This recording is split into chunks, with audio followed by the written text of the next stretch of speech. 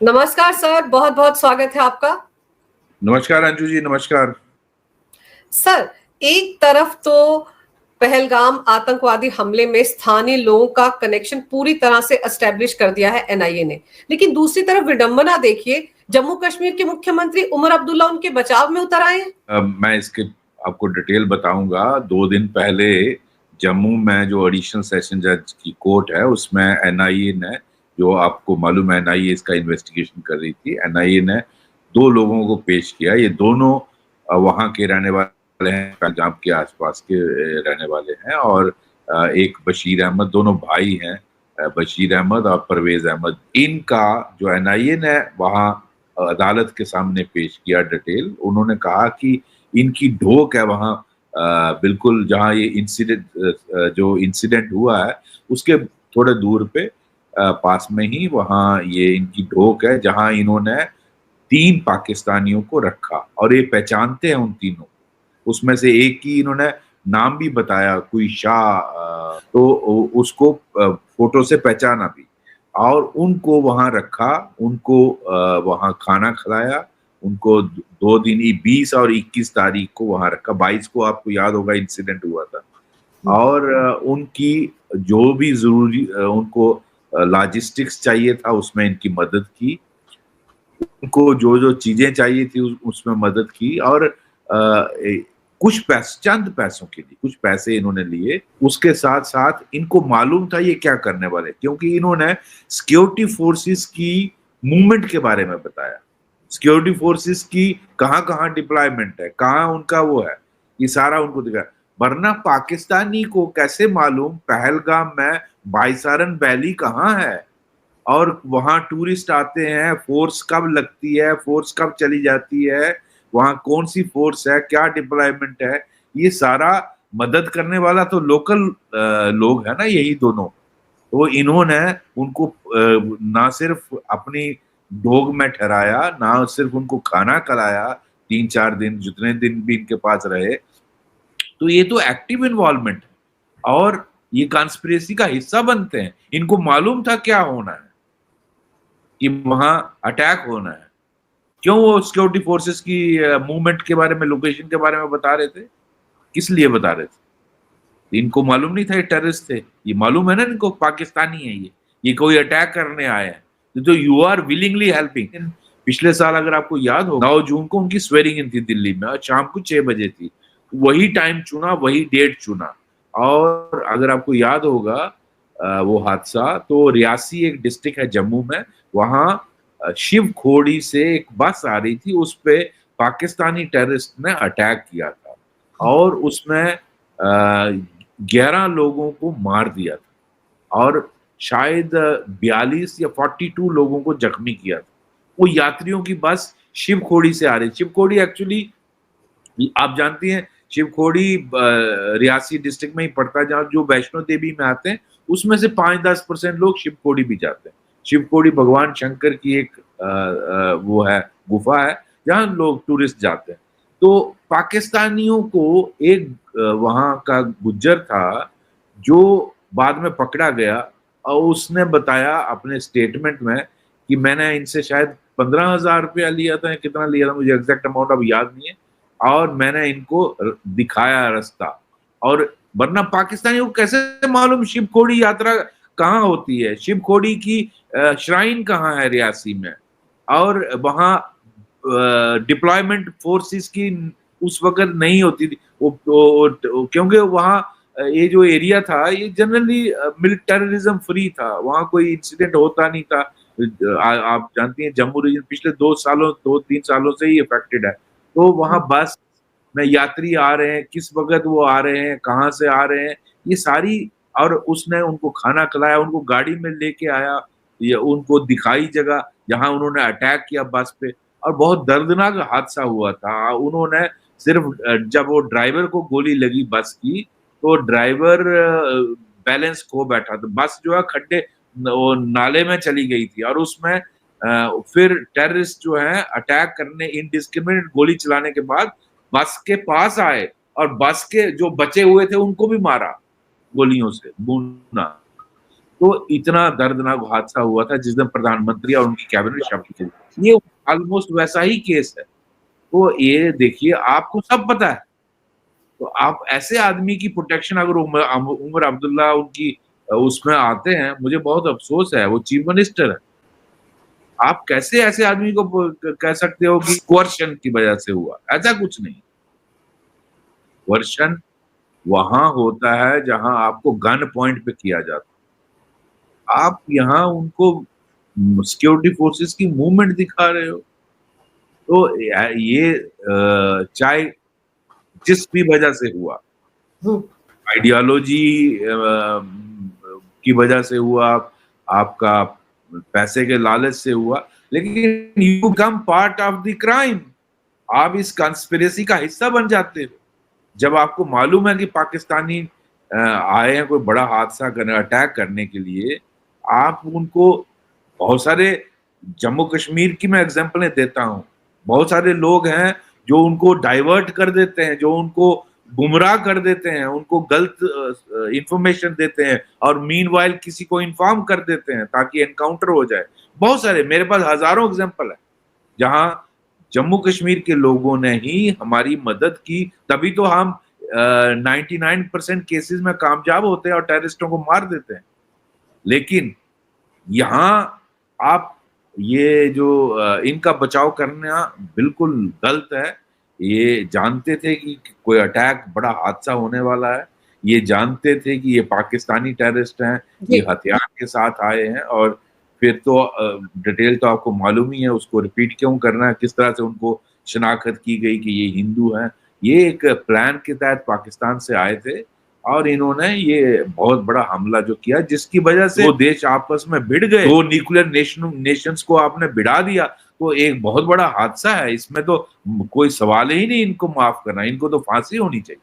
तो फिर सर ऐसे हालात में उमर अब्दुल्ला और महबूबा मुफ्ती में फर्क क्या रह गया? वो तो आतंकवादियों के जनाजे में शामिल होती थी, उमर अब्दुल्ला भी वही करने लगे हैं। कैसे वो क्लीन चिट दे सकते हैं लोकल्स को? क्योंकि वो तो सीधे सीधे कह रहे हैं लोकल्स इसमें इन्वॉल्व ही नहीं है, जबकि पहले दिन से पहलगाम हमले में ये कहा जा रहा है कि उस इलाके के बारे में, वेस्टर्न वैली के बारे में आतंकवादियों को स्थानीय लोगों ने ही पहुंचाया। बहुत से लोगों ने तो सर ये कहा था कि वो वहां जाना नहीं चाहते थे, लेकिन वो जो खच्चर वाले हैं जबरदस्ती उनको इतने ऊपर लेकर गए। देखिए अंजू जी, ऐसा है जिस तरह मैं रियासी का बता रहा था, वो जो शिप खोड़ी वाला, वही हालत यहाँ है। यहाँ लोकल लोगों की मदद के बगैर ये हादसा इतना बड़ा नहीं हो सकता था। पाकिस्तानियों को कैसे मालूम बाईसारन वैली कहाँ है, वहाँ टूरिस्ट आते हैं, वहाँ डिप्लॉयमेंट कब नहीं होती है फोर्स की, वहाँ किस वक्त होती है, किस वक्त नहीं होती है। और ये सारा लोकल सपोर्ट के बगैर नहीं हो सकता है। आपको रहने की जगह चाहिए, आपको खाने की जगह चाहिए, छुपने की जगह चाहिए, आपको लॉजिस्टिक सपोर्ट चाहिए, कुछ ना कुछ। तो ये पाकिस्तानी के लिए बहुत मुश्किल है जब तक लोकल सपोर्ट नहीं है, और लोकल सपोर्ट के बगैर ये मुमकिन ही नहीं है। तो ऐसे लोगों को मैं समझता हूँ कोई रहम सवाल ही नहीं होना चाहिए। मैं तो अगर मैं एनआईए का इन्वेस्टिगेटर होगा, मैं अपील करूंगा अदालत से कि इनको सजाए मौत दी जाए। इनकी वजह से 27 लोग मर गए, 2 देश जंग के कगार पर आ गए। ऐसे लोगों की कोई लिहाज नहीं होनी चाहिए, और इसी वजह से टेररिज्म पनपता है और फैलता है। इनका रूथलेस, इनका उतना ही जुर्म है जितना टेररिस्टों का। मेरे हिसाब से इनको इनको बिल्कुल नहीं बख्शना चाहिए। ये जो 2 लोग हैं सर, ये 2 ही तो नहीं होंगे, इसके अलावा भी बहुत सारे लोग होंगे। अभी तो एनआईए को और इन्वेस्टिगेट करना पड़ेगा कि इनके साथ और कौन कौन लोग मिले हुए हैं। सर आपको याद होगा वो एक जो वीडियो आया था जिसमें वो जिप लाइन वाला पीछे से जैसे गोली की आवाज सुनता है तो वहां पर एक शख्स खड़ा था जो अल्लाह अकबर के नारे लगाने लगता है। तो इसका मतलब ये कि ये 2 ही नहीं है, और भी लंबा चौड़ा इनका दायरा है। अंजू जी, इसीलिए अगर आप देखें, एनआईए ने 5 दिन की कस्टडी और मांगी थी इनका, और वो उनको मिला है रिमांड 5 दिन का। तो वो इसीलिए है ताकि इनसे और भी पूछताछ की जाए कि ये किस तरह वहां आए, उनके उनके वहां जो कांटेक्ट में कैसे आए, कौन लाया इनको, वो भी पता लगना चाहिए। ऐसे तो घूमते फिरते तो नहीं आ गए होंगे ना, कौन लाया इनको। अच्छा, ये फिर आगे किस किस के साथ टच में थे, कौन इनको आगे मदद कर रहा था और कुछ किसके बारे में जानते थे। तो ये सारी डिटेल्स पूछताछ से और पता चलेगी।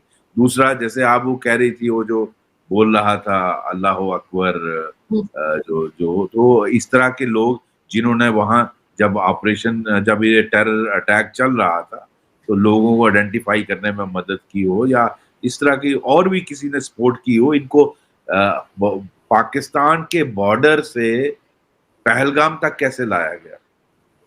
आफ्टर ऑल इनका देखो, मुझे ये पक्का है, सर्टेन है कि इनको पकड़ना बहुत नामुमकिन होगा। ये जब भी मिलेंगे ये मारे जाएंगे एनकाउंटर, बिकॉज वो जिंदा हाथ नहीं आएंगे। पाकिस्तान की तो कोशिश होगी कि इनको किसी तरीके से वापस एलओसी, मैं अपने तजर्बे से बोल रहा हूँ, इतने बड़े हादसे के लिए, क्योंकि पाकिस्तान से आपने आवाजें सुनी थी कि आपने कैसे कह दिया ये पाकिस्तान ने किया। मैं, अगर आपको याद होगा, मैं तो पहले दिन से कह रहा हूँ ये पाकिस्तान का अटैक है, क्योंकि वो जनरल मुल्ला मुनीर जो था, जो उनका आर्मी चीफ जो बोल रहा था, फर्जी मार्शल, उसने 16 तारीख को ये स्पीच दी। वो इंडिकेशन था इनके लिए, और ये 22 तारीख को हादसा होता है। तो उसने उकसाया, मैं पहले दिन से कह रहा हूँ ये पाकिस्तानियों ने किया, और उनको आर्मी चीफ से ये इशारा मिला। लेकिन बहुत सारे आवाजें पाकिस्तान से उठ रही थी कि कैसे आप कह सकते हैं कि पाकिस्तान ने करवाया। आपने सुना होगा, बहुत सारे पाकिस्तानी कह रहे थे कि क्या सबूत है। फिर उनकी गवर्नमेंट, उनका प्राइम मिनिस्टर कहता है जी हमने कहा है इंडिपेंडेंट इन्वेस्टिगेशन, इंटरनेशनल इन्वेस्टिगेशन करवा लो। ये सब बकवास। तो जरूरी है कि वो पाकिस्तानी, अब इसने तो उनमें बताया तीनों पाकिस्तानी थे, तीनों लश्कर ए तैयबा से ताल्लुक रखते हैं, ये बताया, और उनमें से एक को पहचाना भी, कुछ क्या नाम बताया, शाह एक को, उसका नाम भी जानते थे, बाकी दो के बाद नाम नहीं जानते। तो ये जो है इनका आइडेंटिफिकेशन हुआ। अब इनके ये जो पाकिस्तानी हैं, इन पाकिस्तान चाहेगा कि ये सबूत इंडिया के हाथ में नहीं लगे, क्योंकि वो कहेगा जी आपके पास तो सबूत ही नहीं है, ये पाकिस्तानी है। तो जब भी ये हाथ आएंगे तो ये कोशिश करेंगे एनकाउंटर करने की, ताकि ये मारे जाएं। सिक्योरिटी फोर्सेस फायर करेंगे, आपके पास ऑप्शन क्या है, आपको गोली वापस मारनी है। तो कोशिश इनकी होगी ये अपने आप को एनकाउंटर में इन्वॉल्व करेंगे ताकि ये मर जाएं।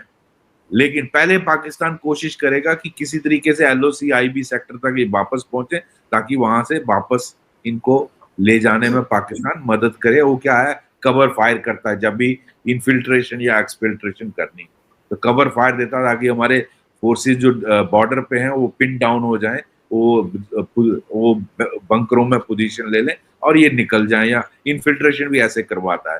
तो ये इस तरह की पाकिस्तान की तरफ से कोशिश रहेगी।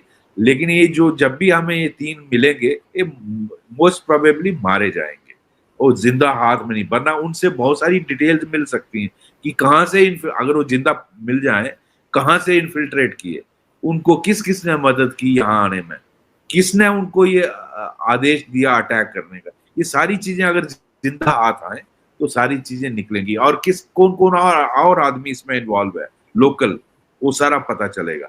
लेकिन जनरली ऐसे लोग हाथ में जिंदा नहीं लगेंगे, मारे ही जाएंगे। जी सर, लेकिन आप ये देखिए ना कि सबसे बड़ा सबूत तो इन दोनों की गवाही है, जिसने की तस्वीरों में पहचान ले इन तीन आतंकवादियों को, एक का नाम भी बता दे, जैसे आप बता रहे शाह शायद उसका नाम है। तो आप सोचिए कि ये दोनों तो बहुत बड़ा सबूत दे रहे हैं ना खुद ब खुद कि वो पाकिस्तानी थे और इसी मकसद से आए थे, हमने अपने घर में रखा, 20 और 21 अप्रैल को उनको खिलाया पिलाया, सब कुछ बताया। तो इससे बड़ा सबूत तो और कोई हो भी नहीं सकता सर। और ये सच है कि तीनों आतंकवादी सर सही सलामत तो मिलेंगे नहीं, किसी ना किसी एनकाउंटर में मारे जाएंगे।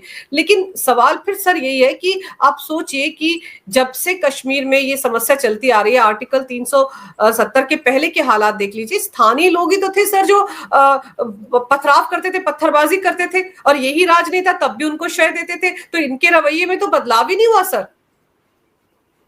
बहुत बहुत सारे लोग हैं जो हमारे अंदर हैं, जो इनकी मदद, इनके लिए सहानुभूति रखते हैं, इनकी मदद करते हैं। पत्थरबाजी मैं तो फेस किया हूं ना।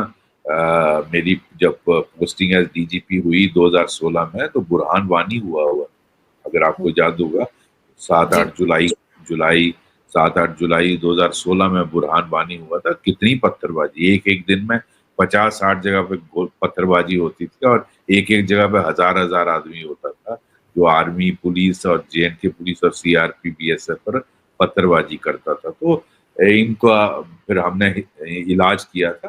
तो मेरा ये मानना है कि ये जो ऐसे लोग हैं जो हमारे अंदर हैं, जो ऐसी सहानुभूति इनके लिए रखते हैं, यहाँ तक ये 90s में तो लोग अपनी बेटियां दे देते थे।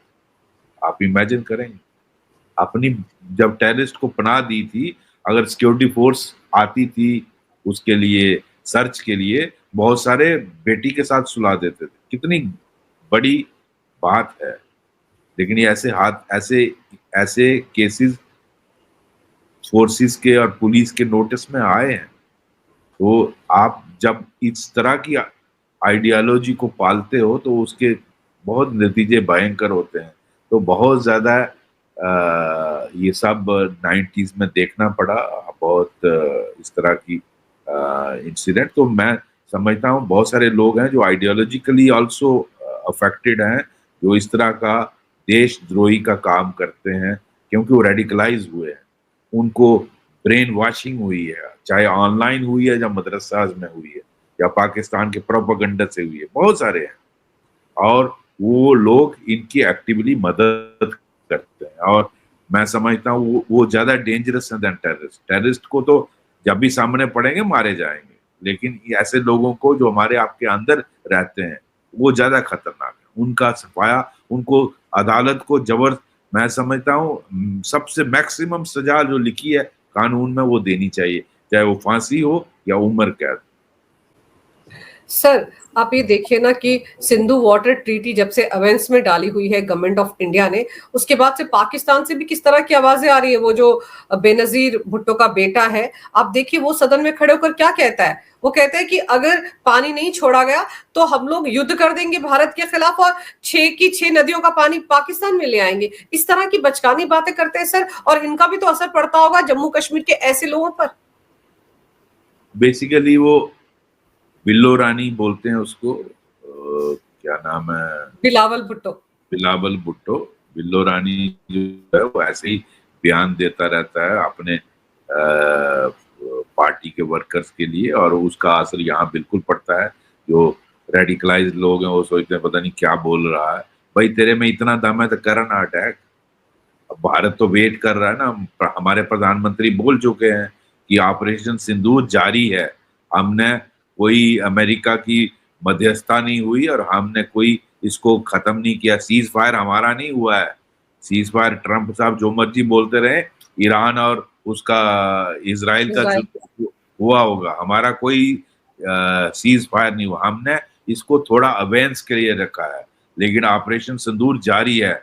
और अगर आप टेरर इंसिडेंट एक और करोगे तो ये act of war prime minister ने कहा होगा, विच मीन्स हम आप पर हमला करेंगे। तो ये जो है वो हमने उसी दिन दिखा दिया था 10 तारीख को कि हम आपकी एयरफोर्स घुटनों पे आ गई थी। मैं वो इनफैक्ट मैंने उस दिन ट्वीट भी किया था। बहुत सारे देश के लोगों के वही सेंटिमेंट थे, आपके मेरे सबके वही सेंटिमेंट कि 2-4 दिन हमारी फौज को और देने चाहिए थे।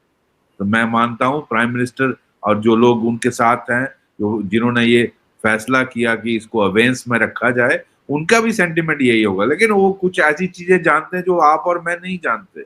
बिल्कुल। तो इसलिए बिल्लो रानी को सीरियसली कोई लेता नहीं है। बोलने दीजिए उसको, बिलावल भुट्टो को। अगर दम है तो करो ना। लेकिन हम पानी आपको तब देंगे जब हमारी भारत की MEA ने कह दिया है आप हैंड ओवर करो। लश्कर का जो चीफ है हाफिज सईद, जैश का जो चीफ है अजहर मसूद, इनको हैंड ओवर करो हमारे। और वो दो दूसरे वो जो हिजबुल मुजाहिदीन का जो कश्मीर का है उसको भी हवाले करो, और जो मुंबई वाला डॉन है उसको भी हवाले करो। अभी तो पाकिस्तान में जैश ए मोहम्मद का एक और आतंकवादी मारा गया है, अब्दुल अजीज। सुना है कि अननोन गनमैन ने उसको उड़ा दिया है। अच्छी बात है, सफाया होना चाहिए। और पाकिस्तान में तो पैसे देके, डॉलर देके वहां की फौज बिक जाती है, तो वहां कोई भी डॉलर दे के किसी को भी मरवा रहा है, हमें क्या मालूम कौन किसको मार रहा है। वहां आपस में एक दूसरे को मार रहे हैं, इनको जो डॉलर दे रहा है वो मार रहा है। तो बहुत अच्छी बात है। ये सफाया जितना जल्दी इस धरती पर बोझ है, जितना जल्दी धरती माता का बोझ कम होता है, ऐसे लोग जो यहाँ इस तरह की हरकतें करते हैं उनका सफाया होना ही चाहिए। और इससे इनको दहशत रहनी चाहिए, क्योंकि इन्होंने दुनिया में दहशत फैलाई थी। इन्होंने भारत में नहीं, पूरी दुनिया में दहशत फैलाई थी, और ये लोगों को, ताकि लोग डरते रहें टेररिस्टों से। अब इनको डर लगता है, इनको रात को नींद नहीं आती कि कौन मार देगा। ये ओपनली जैसे घूमते थे, पैसे इकट्ठे करते थे, ये भाषण देते थे, रैलियां करते थे, अब नहीं कर पाते। अब बहुत अच्छा है जो भी ये करा रहा है, मुझे नहीं मालूम कौन करा रहा है। सर पाकिस्तान में तो वैसे भी डर लग रहा है उनको ये लग रहा है कि ऐसा ना हो कि इजराइल और ईरान का युद्ध खत्म हो गया, भारत फिर से पाकिस्तान को ठोक दे। अब तो उनको इजराइल से भी डर लग रहा है। नहीं तो भारत और इस्राइल मिलकर ठोकेंगे, पक्का ठोकेंगे। हमने तो जैसे मैंने कहा, हमारे प्रधानमंत्री ने कहा ऑपरेशन सिंदूर जारी है। तो मेरा ये मानना है, दो बहुत अच्छे उनके काम है जो उन्होंने टेररिज्म के खिलाफ, जो उन्होंने इनके हाथ पैर बांध दिए। और अगर ये अब ये फंस गए, करें तो क्या करें, नहीं करें तो क्या करें। तो एक जो वाटर बॉम्ब है, जो पानी का बॉम्ब है, वो इनको बहुत तकलीफ देगा। आहिस्ता आहिस्ता, क्या ना, जोर का झटका धीरे से लगे हुआ ना, अमिताभ बच्चन का वो गाना, वो इनको जोर का झटका धीरे से लग रहा है। वो जो पानी वाला बम है ना, वो इनको, जब ये पानी डाइवर्ट हो रहा है, और जब ये इनको पानी के लाले पड़ेंगे आने वाले महीनों में, तो इनकी हालत, ये घुटनों पे आ जाएंगे। ये कहेंगे हाफिज सईद को भी लो, मौलाना अजहर मसूद को भी लो, और वो हिजबुल वाले को भी लो, और उसको मुंबई वाले डॉन को भी लो, हमारी जान बख्शो और हमारा पानी दो, क्योंकि पानी के बगैर जिंदगी जीरो है। तो वो एक तो मोदी जी ने वो किया। दूसरा, ये जो कहा कि ऑपरेशन सिंदूर जारी है, और any act of terror will be act of war, which means आप टेरर करोगे हम आपको मारेंगे, और फर्क नहीं रखेंगे कि टेररिस्ट कौन है, और टेररिस्ट को पनाह देने वाला या उसको पनपने वाला जो आर्मी है इनकी, जो इनकी ISI है, हम उसमें फर्क नहीं करेंगे, क्योंकि वही पैदा करते हैं टेररिस्टों को। इनफैक्ट वहां जो हमारी प्रेस कॉन्फ्रेंस उन दिनों होती थी ऑपरेशन सिंदूर में, वहां हमारे एक DGMO ने बोल दिया था कि हमने इनके आर्मी के अड्डों को नहीं हिट किया है, तो हम टेररिस्टों को ही हिट करेंगे। मैं कहता हूँ हाँ, मेरा मानना, मैं 35 साल JNK में किया, मैं उनको, आर्मी के लोगों को ज्यादा बड़ा और ISI के लोगों को ज्यादा बड़ा टेररिस्ट मानता हूँ, बिकॉज ये टेररिज्म उन्हीं की उपज है। वो आर्मी की वर्दी में टेररिस्ट। अब मुल्ला मुनीर जो है वो टेररिस्ट से कम है। वही आइडियोलॉजी जो उसने स्पीच दी, उसी की वजह से टेररिज्म में पूरे जम्मू कश्मीर में नहीं, पूरे इंडिया में। जब आप ये आइडियोलॉजी रखते हो कि हमने गजबा हिंद करना है, हमने यहाँ ब्लीड इंडिया बाय 1000 कट करना है, हमने यहाँ जिहाद करना है, जब आप ये आइडियोलॉजी रखते हो फिर तो टेररिज्म होगा। इसलिए फर्क समझना, मेरे हिसाब से, मेरा ये मानना है कि पाकिस्तान फौज और पाकिस्तान की ISI ही माँ है सारे टेररिज्म। उनको हिट करना जायज है, हमें करना चाहिए। जी सर, हमने ऑपरेशन सिंदूर में वही किया है, और अभी तो ऑपरेशन सिंदूर पॉज पर है, जारी है। तो जैसे अगर कोई इस तरह की उटपटांग हरकत पाकिस्तान करता है तो फिर मारा जाएगा। लेकिन फिलहाल तो सर ये देखना होगा कि 5 दिन की कस्टडी के दौरान ये जो 2 बशीर अहमद और परवेज अहमद, जिनके लिए उमर अब्दुल्ला भी रो रहे हैं, वो NIA के सामने और क्या कुछ जानकारी देते हैं और कैसे कैसे बताते हैं कि पूरा खेल कैसे खेला गया और इसमें और कौन कौन लोग शामिल हैं। सर, कुछ बड़े नामों का खुलासा भी हो सकता है, इसीलिए हो सकता है कि राजनीतिक के गलियारों में भी बड़ी हाय तौबा मची हुई है इनकी गिरफ्तारी के बाद। आपने सर समय निकाला, बड़े विस्तार से इस विषय पर तमाम जानकारी मेरे दर्शकों को दी। आपका बहुत बहुत धन्यवाद। नमस्कार।